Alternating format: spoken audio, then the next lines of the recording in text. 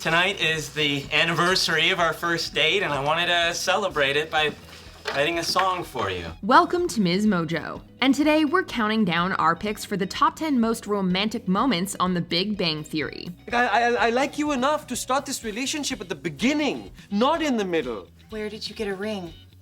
Had it for a couple of years, not important. The only conclusion was love. For this list, we're looking at those sweet and special moments that melted our hearts. Instead of flowers and chocolate, leave us a nice comment below. Number 10, Sheldon gets Amy back. So, what I'm trying to say is, you're my heartworm. The metaphorical kind, not the poodle killing kind. Sheldon spends this whole episode trying to figure out a song that's stuck in his head. When he's finally able to pull the earworm out of its hole, he realizes that the lyrics to the song perfectly represent the importance that Amy is in his life. I know why the song was in my head.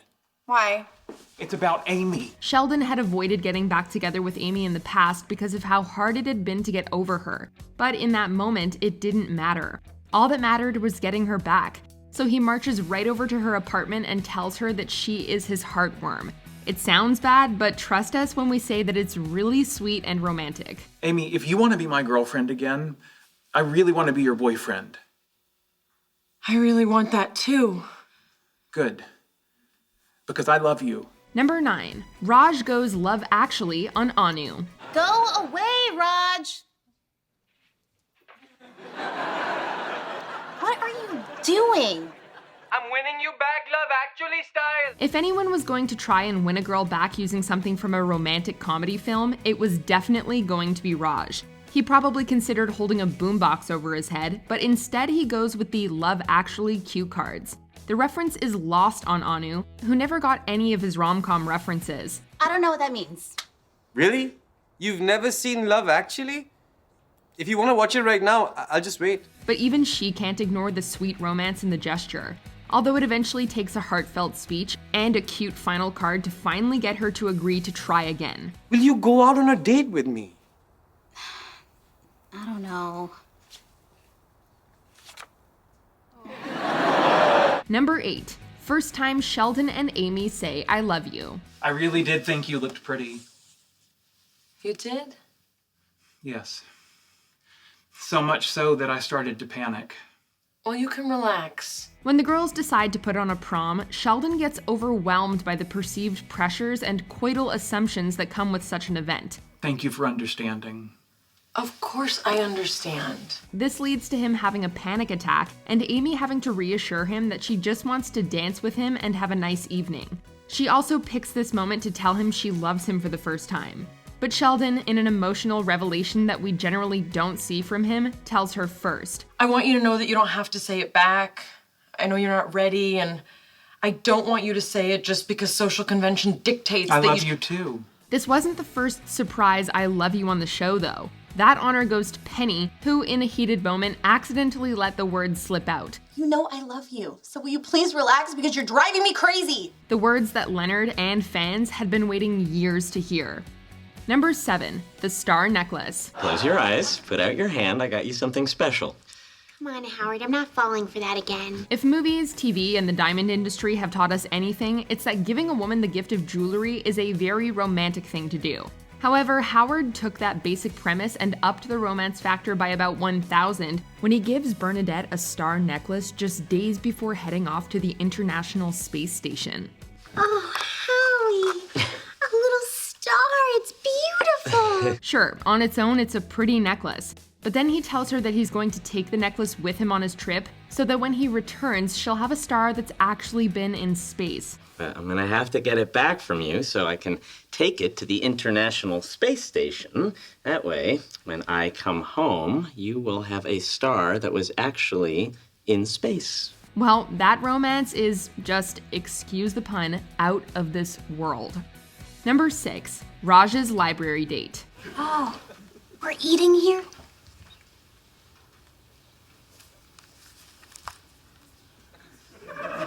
We're having a texting date? When we first met the guys on the show, they were all pretty shy around the opposite sex. Well, except for Howard, who overcompensated by being a little too, shall we say, creepy? I'd like to try a slippery nipple.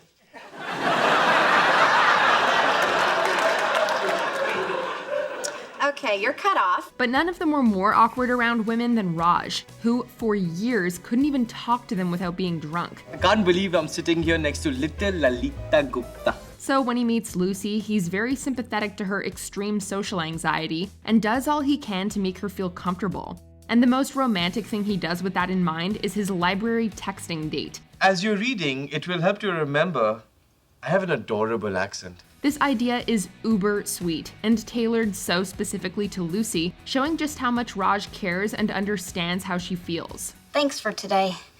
I've been trying to do more things that scare me, and coming here was definitely one of them. But it was also really nice. So, thanks. Number 5, Penny's Box of Memories. In an attempt to show Leonard that she can also be romantic, Penny puts a lot of thought into his Valentine's Day gift. But while very thoughtful, as we'll see later on, it doesn't quite work out. Oh my God, I am the worst. It's okay. It's really thoughtful. No, it's not. However, this considerate oopsie leads to one of the most romantic moments of the series, when she shows Leonard a box filled with mementos of his many loving gestures. You know what? Look at this. Look, here's the plane ticket you bought me when I was too poor to go home for the holidays, and the rose you left in my windshield. Just because. For someone not prone to nostalgia and romantic gestures, the fact that she kept all those things speaks volumes about how she's always felt about Leonard. I can't believe you saved all this stuff. Of course I did. It's you. Number 4, Leonard proposes with a ring. I finally realized I don't need to be famous or have some big career to be happy. Then what do you need? You stupid Pop-Tart! From that very first episode when Leonard told Sheldon that he and Penny would have smart and beautiful kids, Our babies will be smart and beautiful. we'd been waiting for the moment when these two would get engaged. Okay, cool.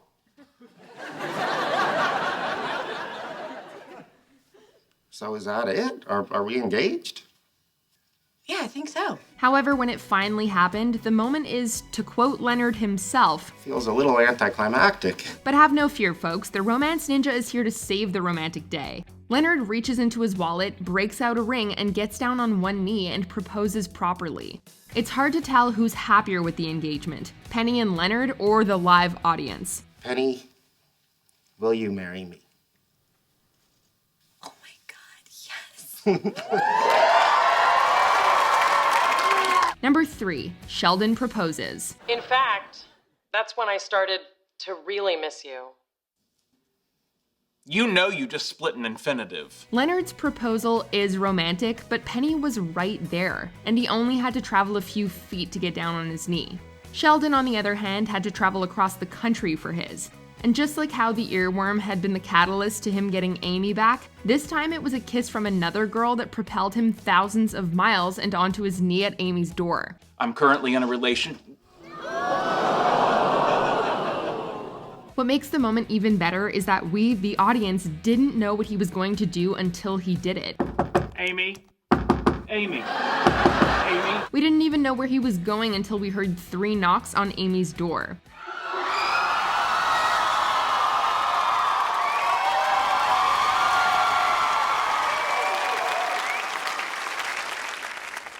Will you marry me? Number 2, the frozen snowflake. Hi. Hey, listen, since we got, interrupted last night, I didn't have a chance to give you this. Leonard has given Penny bigger and more expensive gifts over the years, but none were more romantic than this one. While Howard couldn't, for obvious reasons, give Bernadette a real star from space, Leonard could give Penny an actual snowflake from the North Pole. And he does. Oh boy. What is it?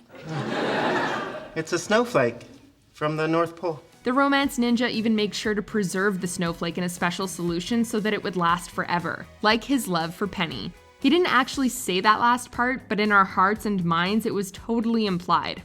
Oh my God, that's the most romantic thing anyone's ever said to me that I didn't understand. Don't you agree? Before we unveil our number 1 pick, here are some honorable mentions. Amy gets jewelry. The greatest reaction to any gift ever. Jewelry? Seriously?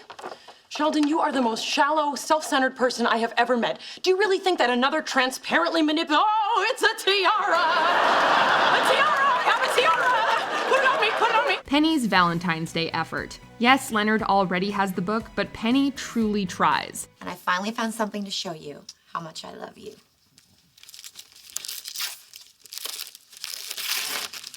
Oh, wow. It's the first edition of Hitchhiker's Guide to the Galaxy.